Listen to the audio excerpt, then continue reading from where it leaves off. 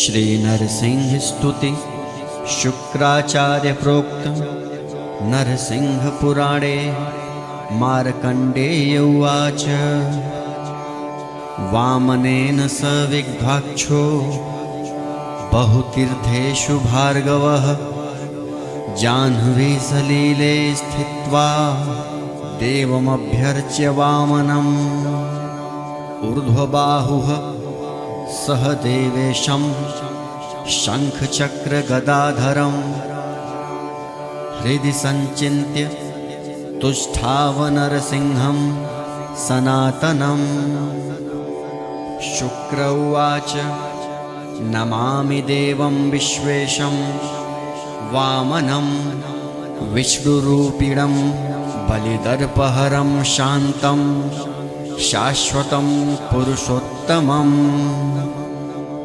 धीरं शूरं महादेवं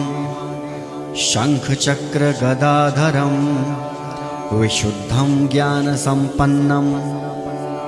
नमामि हरिं च्युत्यम् सर्वशक्तिमयं देवं सर्वगं सर्वभावनम् अनादिमजरं नित्यं नमामि गरुडध्वजं सुरासुरैर्भक्तिमग्धिः स्तुतो नारायणः सदा पूजितं च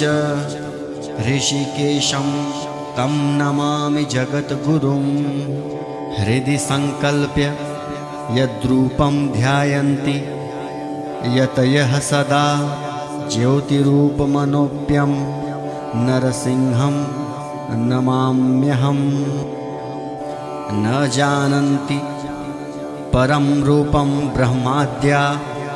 देवतागणाः यस्यावताररूपाणि समर्चन्ति नमामि तम् एतस्तमस्तं येनादौ सृष्टिं दुष्टोधात् पुनः तान्त्रं यत्र जगल्लीनं तं